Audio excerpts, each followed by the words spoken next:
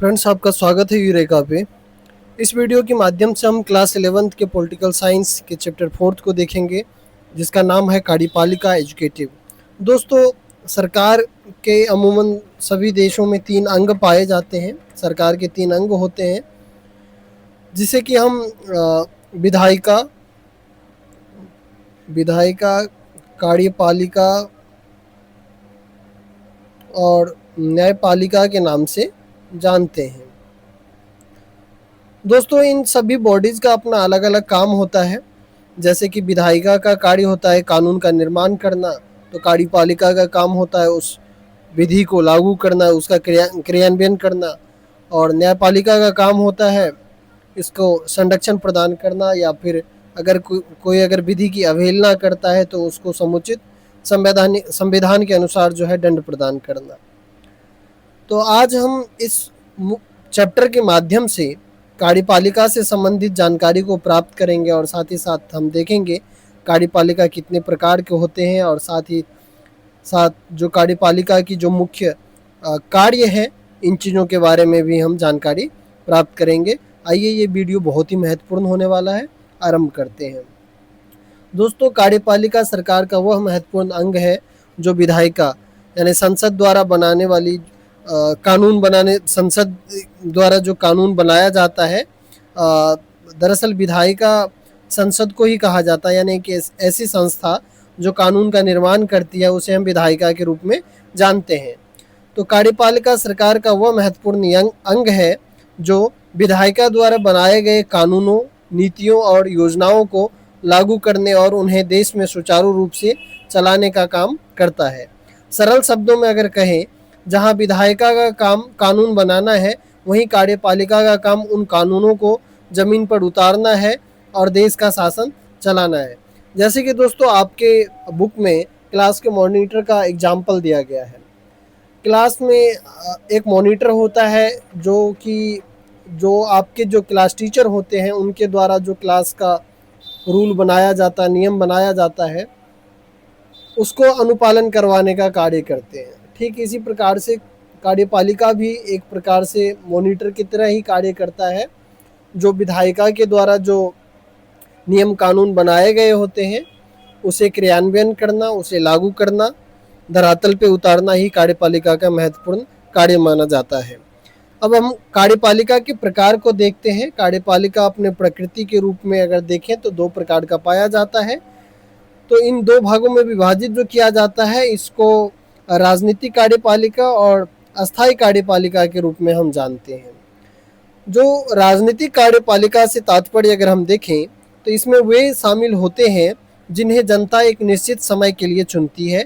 जैसे एग्जाम्पल के तौर पे मान लीजिए राष्ट्रपति, प्रधानमंत्री, मुख्यमंत्री और मंत्रिपरिषद जो है, जिन्हें हम कार्यपालिका के रूप में जानते हैं, इन्हें जनता के द्वारा चुना जाता है। और ये अस्थायी होते हैं क्योंकि ये एक निश्चित समय अवधि के लिए चुने जाते हैं। जब इनका टर्म खत्म हो जाता है फिर चुनाव होता है, फिर कोई अन्य व्यक्ति उस पद पे आते हैं, और सरकार बदलने पर ये बदल जाते हैं और नीति निर्माण में इनकी जो है मुख्य भूमिका देखी जाती है। अब अगर हम ठीक इसके विपरीत अगर हम अस्थायी कार्यपालिका की अगर हम बात करें, तो इसमें देश के प्रशासनिक अधिकारी और नौकरशाह शामिल होते हैं। जो सिविल सर्वेंट होते हैं वो भी कार्यपालिका के ही एक अंग माने जाते हैं, और ये परमानेंट एजुकेटिव के रूप में जाने जाते हैं। उदाहरण के तौर पे IAS officer, IPS officer, IFS और अन्य जो सरकारी कर्मचारी हैं जो इस प्रकार के रूल एंड रेगुलेशन को बनाने में भी मदद करते हैं, साथ ही साथ इसे क्रियान्वित करने में भी उनकी महत्वपूर्ण भूमिका होती है। ये अपनी योग्यता और परीक्षा के माध्यम से चुने जाते हैं और एक निश्चित सेवानिवृत्ति यानी कि रिटायरमेंट की आयु तक अपने पद पर बने रहते हैं। सरकार बदलने पर ये भी नहीं बदलते हैं। सरकार बदलने पे सरकार तो 5 साल बाद में चेंज हो जाता है, या फिर मान लीजिए उसी पार्टी की अगर सरकार बनती है तो बहुत सारी चीज़ें बदल जाती है, परंतु जो एक बार नौकरी में जो सेलेक्ट हो जाते हैं वो अपने जब तक उनकी रिटायरमेंट की उम्र नहीं हो जाती है तब तक वो सेवा करते हैं, और नीतियों को लागू करने का व्यवहारिक काम भी इन्हीं के द्वारा किया जाता है। अब कार्यपालिका के जो कुछ प्रमुख कार्य हैं, आइए हम इनको भी देखते हैं। इसको मैंने विस्तार पूर्वक से नोट करा है, जो कि बहुत ही महत्वपूर्ण है। आपके एग्जाम में कई बार प्रश्न पूछे जाते हैं कि कार्यपालिका के महत्वपूर्ण कार्यों का वर्णन करें, तो इनके कार्य के आधार पर इनका नाम भी दिया गया है, जैसे कि प्रशासनिक कार्य।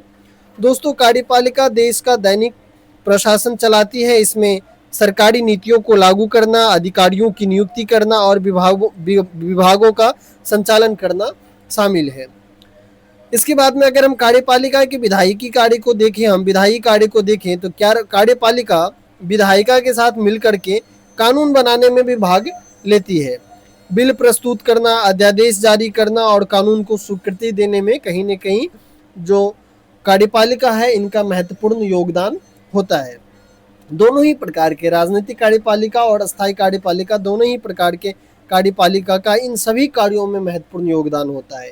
इसके बाद में न्यायिक कार्य की अगर हम बात करें, तो कार्यपालिका कुछ न्यायिक शक्तियां भी रखती है, जैसे कि दया याचिका स्वीकार करना या सजा में कमी या माफी कर देना। जैसे कि अमूमन अगर देखा जाए तो देश के राष्ट्रपति के पास में इस प्रकार की शक्ति है, राज्यपाल के पास में इस प्रकार की शक्तियां हैं, और हो सकता है कि अन्य देशों के जो प्रेसिडेंट होते हैं, जो पीएम होते हैं, या फिर जो वहाँ पे गवर्नर जैसा अगर सिस्टम होगा, तो उनके पास में इस प्रकार की शक्तियाँ देखी जाती है। इसके बाद में फोर्थ अगर हम देखें, तो इनके वित्तीय कार्य हैं कुछ, जैसे कि कार्यपालिका देश की आर्थिक व्यवस्था संभालती है, बजट तैयार करने में इनका महत्वपूर्ण योगदान होता है, कर लगाना और संग्रह करने में इनका महत्वपूर्ण योगदान है, और सरकारी खर्च का प्रबंध कार्य भी इन्हीं के द्वारा किया जाता है। इसके बाद में फिफ्थ में है विदेश नीति एवं कूटनीति का कार्य। जैसे कि हमने ऊपर देखा IFS यानी कि इंडियन फॉरेन सर्विस, वो कार्यपालिका के भाग हैं। तो दोस्तों, विदेश नीति का निर्धारण देखते हैं कि विदेश मंत्रालय भी शामिल होती है, और विदेश मंत्रालय में जो अस्थायी कार्यपालिका के तहत जो कार्यरत जो ब्यूरोक्रेट हैं, वो भी उसमें शामिल होते हैं। तो किसी भी विदेश नीति में जितना महत्वपूर्ण योगदान विदेश मंत्री का होता है, देश के PM का होता है, मंत्रालय का होता है, उतना ही महत्वपूर्ण योगदान जो अस्थायी कार्यपालिका के जो भाग होते हैं, जो देश के ब्यूरोक्रेट हैं, उनका भी होता है। कार्यपालिका अन्य देशों के साथ संबंध बनाए रखने में भी मददगार है। जैसे कि अनेक देशों में जो है एम्बेसी होता है, वहाँ पे हमारे एम्बेसडर होते हैं, जो कि दोनों देशों के मध्य संबंध को स्थापित करने में महत्वपूर्ण भूमिका निभाते हैं। इसके बाद में देशों के मध्य जो संधियां होती है, विदेश नीति का निर्माण करना, और फिर राष्ट्रीय अंतर्राष्ट्रीय संगठनों में जो भाग लेते हैं, इन सब में जो है महत्वपूर्ण योगदान कार्यपालिका के द्वारा निभाया जाता है। इसके बाद में सिक्स्थ कार्य अगर देखें, सुरक्षा एवं रक्षा का कार्य। दोस्तों, देश की आंतरिक और बाहरी सुरक्षा सुनिश्चित करना भी कार्यपालिका का महत्वपूर्ण कार्य है।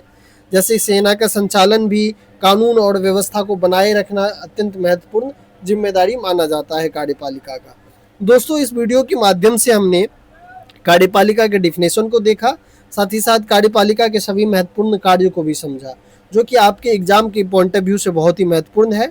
आपको अगर ये वीडियो पसंद आया हो तो ज़रूर चैनल को सब्सक्राइब करें, वीडियो को लाइक करें, और नेक्स्ट वीडियो में हम कार्यपालिका के प्रकार को देखेंगे। धन्यवाद।